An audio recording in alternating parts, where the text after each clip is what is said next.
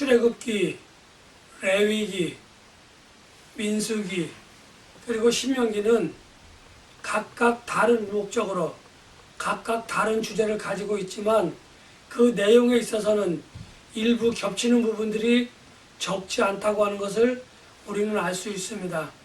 그래서 모세오경을 읽는 가운데 이 네 권의 성경을 읽다 보면은 우리가 혼동이 많이 옵니다. 읽은 것 같은데 이게 왜 여기 또 있지? 또 저쪽에서도 읽었고 또 다른 데서도 읽었는데 왜 이 내용이 여기에도 있는 거지?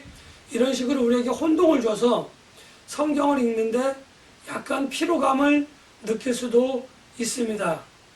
그 가운데 특별히 이번 주부터는 신명기를 우리가 살펴볼 거인데 신명기 1장과 2장과 3장에서 모세는 여러 가지를 회상하고 있습니다.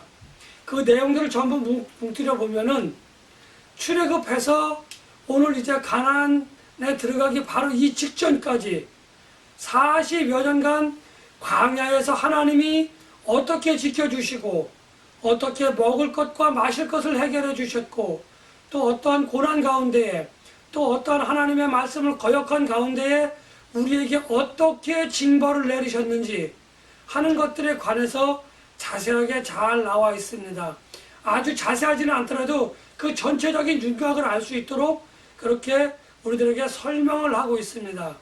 그러면서도 하나님께서 그렇게 해주신 것에 관해서 모세는 설명을 하면서 하나님께서 광야에서 우리를 지키시고 인도하시고 우리에게 베풀어 주신 그 모든 것들이 하나님의 은혜였다 이렇게 회상을 하며 기록을 하고 있습니다.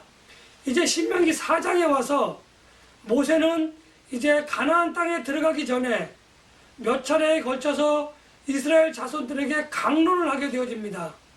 여기서 말하는 이스라엘 자손들 혹은 이스라엘 회중들이라고 하는 사람들은 출애굽한 1세대가 아니라 그 1세대들은 다 이제 거의 다 죽었고 이제 모세와 몇몇 사람들을 남겨놓았겠죠. 그리고 여기서 말하는 이스라엘 회중들은 출애굽한 이후에 출생한 아이들, 다시 말하면 2세대들을 이야기하고 있는 겁니다. 2세대들을 향하여 이들은 뭐라고 얘기하냐면은 너희가 광야 생활을 하면서 하나님이 때로는 은혜를 주시고 때로는 징계를 주시지 않았느냐? 하나님이 말씀하시고 그 말씀이 어떻게 이루어졌는지 또 하나님의 말씀을 우리가 거역하면 그 징벌이 우리들에게 어떻게 나타났는지 너희들은 다 보고 다 알고 있으니까 너희들은 이제 가나안 땅에 들어가게 되어지면 내가 가고 싶지만 나는 들어갈 수 없다. 그러니까 너희들이 가나안 땅에 들어가면 하나님의 말씀을 잘 준행하라 이렇게 이야기를 하고 있는 겁니다. 하나님의 말씀을 잘 준행하라. 하나님의 말씀, 하나님 여호와의 명령을 지키라 라고 말씀하신 것은 여러 가지로 이야기할 수 있습니다. 그러나 대표적인 것 두 가지를 말씀을 드린다고 한다면 먼저는 우상 숭배를 하지 말라라고 하는 겁니다.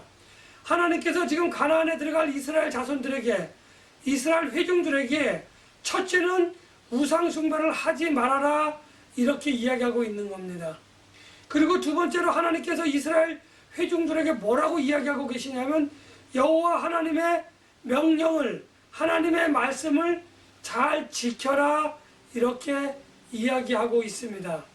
저는 오늘 이 두 말씀 가운데에 우상 숭배라고 하는 부분을 살펴볼 것이고 다음 주에는 하나님의 명령을 지켜라 하나님의 말씀을 준행하라 라고 하는 그 내용을 살펴봄으로 인해서 내가 그동안 우상 숭배에 관해서 가지고 있었던 생각 그리고 내가 행하였던 행동들을 가만히 한번 살펴보고자 그렇게 합니다. 우리가 하나님의 말씀이다 라고 하는 것을 여러 가지 단어를 통해서 정할 수 있어요. 먼저는 하나님의 말씀이라고 이야기할 수도 있고요. 또 율법이라고 이야기할 수도 있고 규례다, 법도다 또 여러 가지로 이렇게 이야기를 할 수 있습니다. 하나님의 말씀이라고 하는 것을 이렇게 우리가 여러 가지로 표현하는데 그 표현하는 방식은 내가 처한 상황 아니 이스라엘 회중들이 처한 상황과 이스라엘 자손들이 그것을 가지고 어떻게 해야 하는지에 따라서 여러 가지 표현으로 하나님의 말씀을 우리가 나타낼 수 있습니다.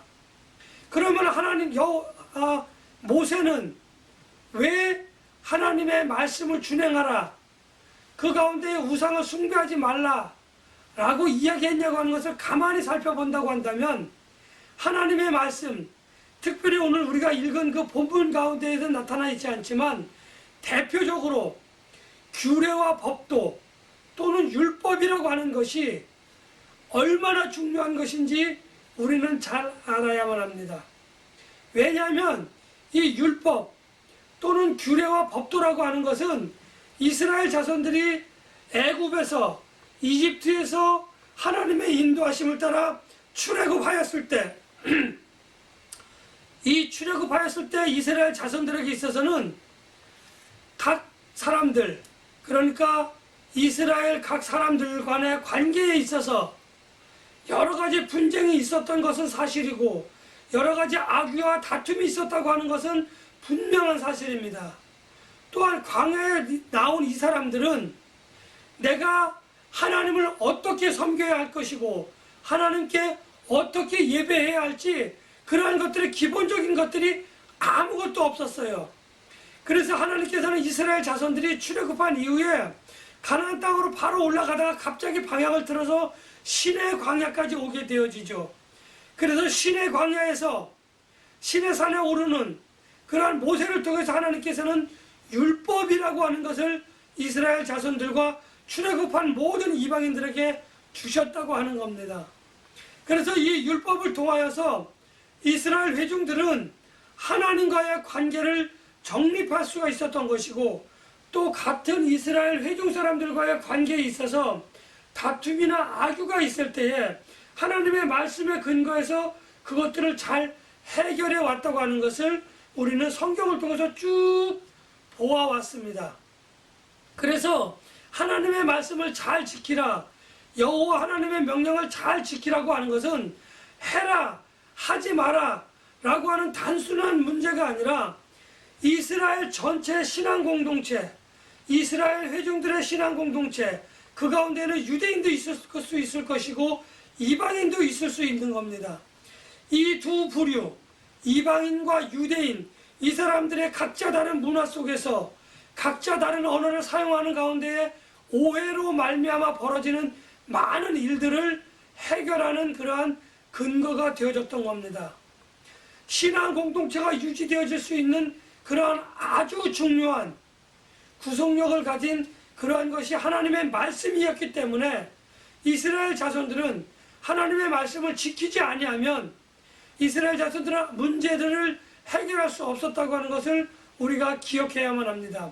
우리가 하나님의 말씀을 따르고 하나님의 말씀을 경외하면서 지켜야 되는 이유가 바로 여기 있는데, 그것은 먼저는 내 자신을 지키기도 위함이지만 우리 예배를 드리는 이 신앙 공동체에 관한 모든 판단, 모든 결정, 이 신앙 공동체가 유지되기 위해서 우리는 하나님의 말씀을 따르지 않으면 안 된다고 하는 것을 오늘 모세는 우리들에게 이야기해 주고 있는 겁니다. 특별히 모세는 이제 이스라엘 자손들에게 우상을 섬기지 마라, 너희가 가나안 땅에 들어가게 되어지면 우상을 섬길 것이다. 분명히 하나님은 이렇게 모세를 통해서 이야기를 하시고 우상을 섬기지 말라, 이렇게 오늘 4장에서 이야기하고 있습니다. 율법에는 많은 내용들이 있는데 오늘 모세가 첫 번째 강론을 통하여 율법을 섬기지 말라고 콕 집어서 이야기한 이유가 무엇이냐고 하는 것을 우리는 생각해 볼 필요가 있는 겁니다. 우리가 우상 그러면 많은 단어들을 생각할 수 있습니다. 많은 문장들을 생각할 수 있습니다. 많은 일들을 생각할 수 있습니다. 그러나 우상이라고 하는 것을 크게 둘로 나눌 수 있습니다. 먼저는 우리가 잘 알고 있는 그냥 금송아지 같은 그러한 우상이라고 하는 거죠. 하나님께서 나를 위하여 어떠한 형태도 만들지 말라고 이야기하신 그 배경을 우리가 알지 못하면 우리가 금송아지와 같은 우상을 섬기게 되어진다고 하는 것은 분명한 사실입니다. 그렇다고 한다면 하나님께서 왜 하나님에 관한 형상을 만들지 말라라고 하셨냐는 거죠. 그리고 그것이 왜 우상이냐라고 하나님께서 이야기하셨냐고 하는 것을 우리는 한번 생각해 볼 필요가 있습니다. 하나님께서는 하나님이 하나님이다라고 자기 자신을 나타나실 때에, 자기 자신을 계시하실 때에 하나님이 형체를 입고 나타나서 내가 하나님이다라고 하나님은 자기 자신을 계시하지 않았다는 겁니다. 하나님의 계시의 방법은, 하나님의 나타나심은 비록 모세가 떨기나무 속에 불길 가운데 하나님을 만났으니까 불 같은 것이, 불이 하나님이다 라고 이야기할 수 있지만 그것은 틀린 사실입니다. 그 불길은 하나님의 나타나심을 반증하는 어떠한 표징이지 그 불길이 하나님이 아니다라고 하는 거죠.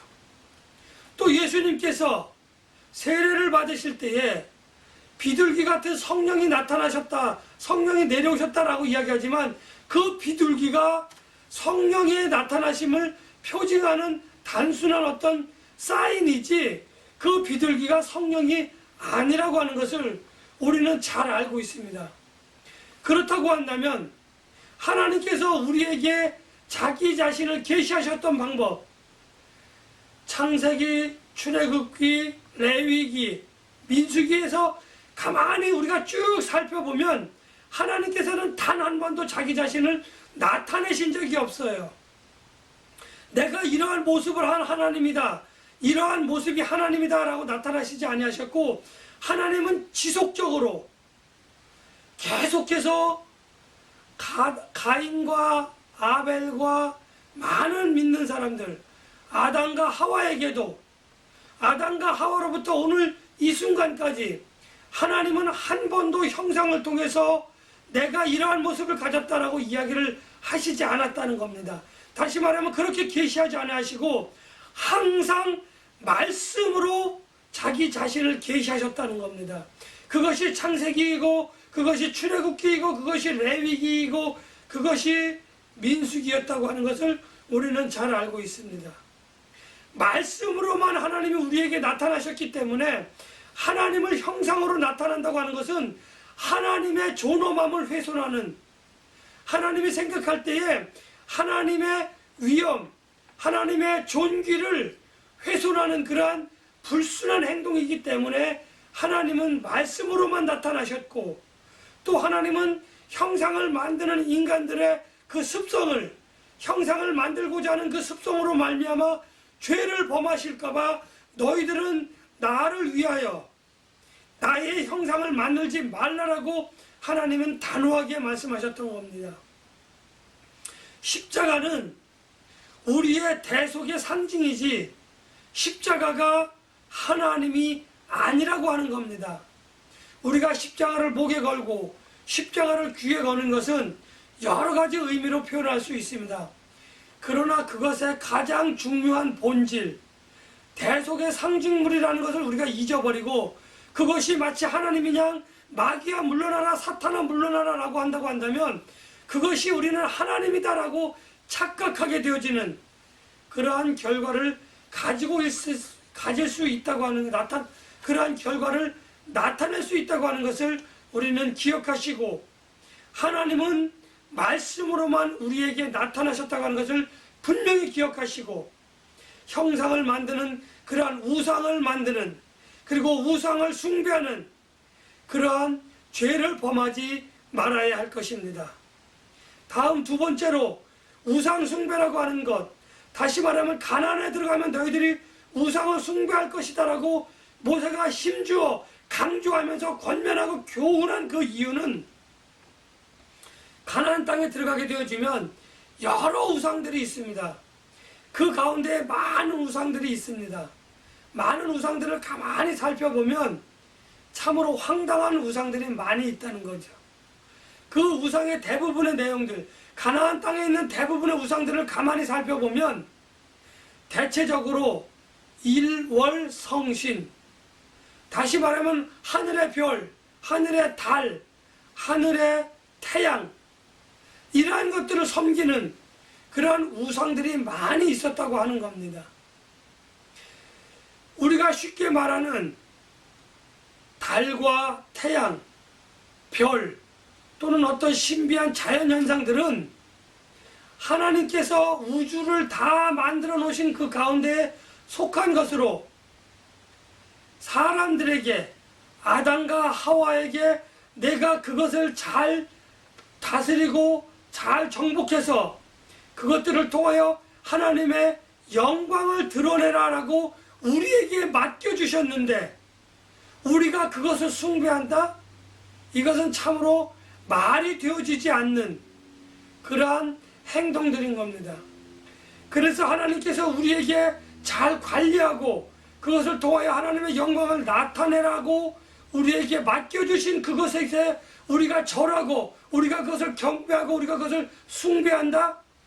그것은 우리 안에 있는 하나님의 형상이 창조주가 피조물들에게 절하는 참으로 웃지 못할, 참으로 우리에게 있어서는 슬픈 현실을 통하여 하나님의 형상을 훼손하는 우리들의 자신들의 모습이기 때문에 하나님께서는 우상을 숭배하지 말아라 이렇게 오늘 우리들에게 말씀하고 계십니다. 지금 이스라엘 자손들은 가나안의 진입을 지금 앞두고 있습니다. 시간적으로도 얼마 남지 않았고 지리적으로도 요단 강만 건너게 되어진다는 거죠. 이제 요단 강만 건너게 되어지면 모세는, 물론 우리가 알고 있죠, 모세는 요단 강을 건널 수 없습니다. 많은 사람들이 요단 강을 건너지만 출애굽한 출애굽 1세대들은 어느 누구 하나도 요단 강을 건널 수가 없는 겁니다. 다만 12지파 가운데에 두 사람, 여호수아와 갈렙, 이 두 사람을 필두로 해서 이스라엘 자손들이 가나안 땅에 진입하게 되어지는데, 이스라엘 자손들은 광야 40년 기간 동안 하나님의 말씀이 어떻게 전달되어지고 어떻게 우리들에게 이루어지는 것을 분명히 보았고 들었고 그리고 그것을 체험한 사람들이라고 하는 겁니다. 그래서 이스라엘 사람들에게, 이스라엘 회중들에게 하나님께서 하나님의 말씀을 너희들이 따르는 것이 너희들에게 많은 유익이 있을 것이다 이렇게 이야기하고 그 유익을 너희들이 포기하지 말라 이렇게 이야기하는데, 가장 대표적인 유익이 오늘 신명기 4장에 나와 있는 것 같이 세상 사람들이 너희를 바라봄에 있어서 너희들을 바라보면서 너희가 참으로 지혜가 충만하구나, 너희가 참으로 지식이 많은 사람들이구나 라고 칭찬을 받을 것이다 라고 하나님께서는 모세를 통하여 그 하나님의 말씀을 따르는 유익이 세상 사람들에게 너희들이 어떻게 평가될 것이다 라고 하는 것을 오늘 보여주고 있는 겁니다. 지혜가 충만하다, 지식이 충만하다라고 하는 것은 내 자신이 똑똑하고 내 자신이 지혜롭다, 이스라엘 자손들은 지혜롭고 지식이 많으니 우리가 함부로 그들을 대하여서는 안 되겠구나라고 하는 생각을 갖게 되어진다는 겁니다.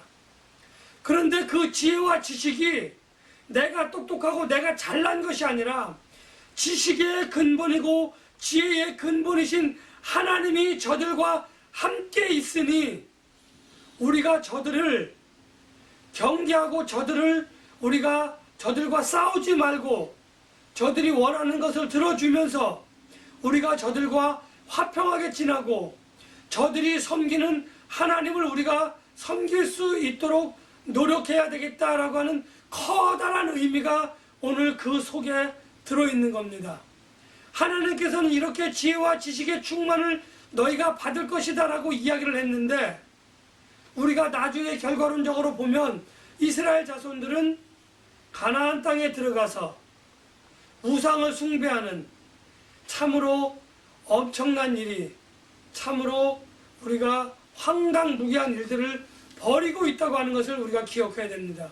그렇다고 한다면 결론적으로 이스라엘 자손들은 지혜가 충만하고 지식이 충만한 사람이었냐라고 우리가 판단해 보면 하나님의 인도하심에도 불구하고 그들의 죄된 습성은 하나님을 거부하면서 하나님을 따르는 척하면서 세상의 것을 따르는 그러한 모습을 보여주고 있는 겁니다. 그 모습이 바로 저의 모습이고 그 모습이 바로 여러분들의 모습이다. 이렇게 우리는 말씀드리고 있는 겁니다.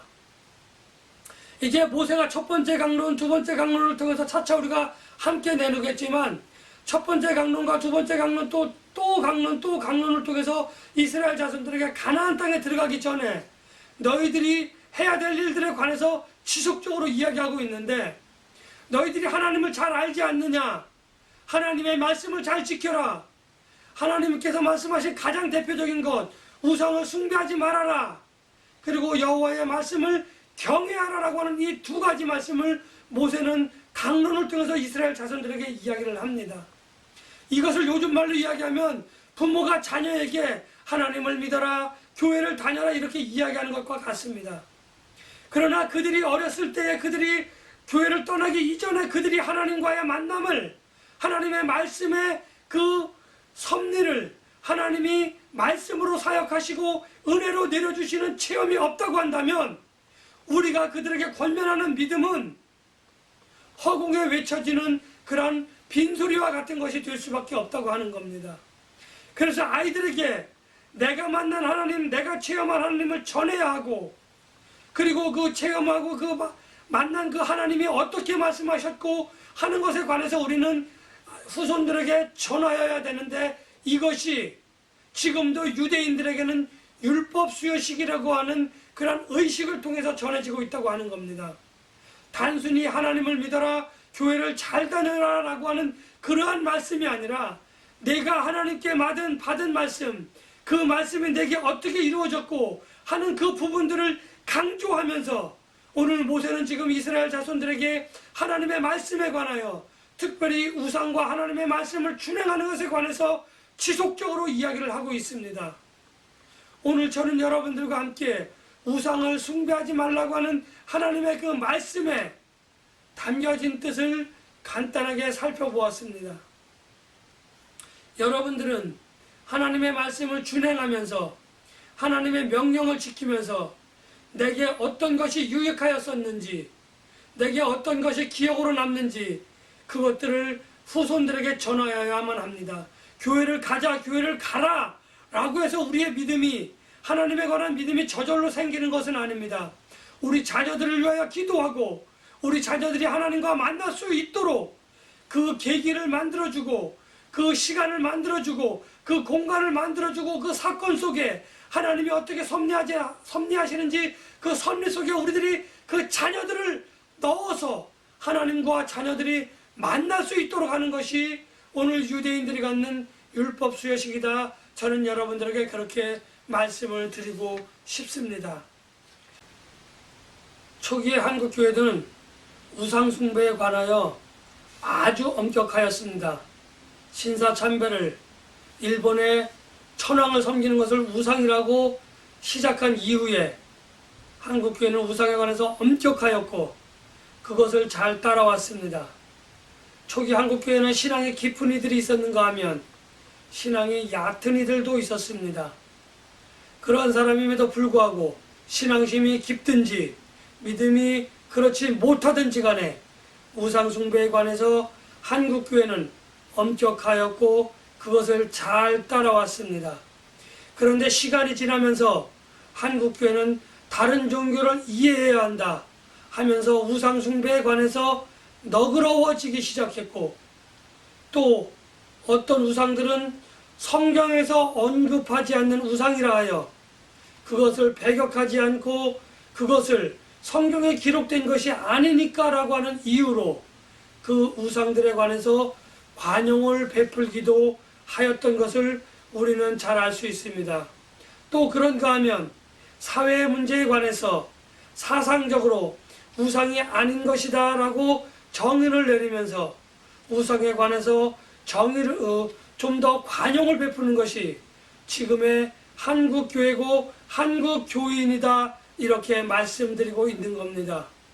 우리가 경배해야 될 일, 우리가 숭배해야 할 한 사람밖에, 숭배해야 될 이는 오직 하나님 한 분밖에 없음을 우리가 기억하고 하나님의 말씀을 경외하며 하나님을 숭배하여 하나님께 영광을 돌려드리며 하나님의 말씀의 축복을 받아 누리시는 우리 모두가 되시기를 예수님의 이름으로 간절히 축복하며 기원합니다.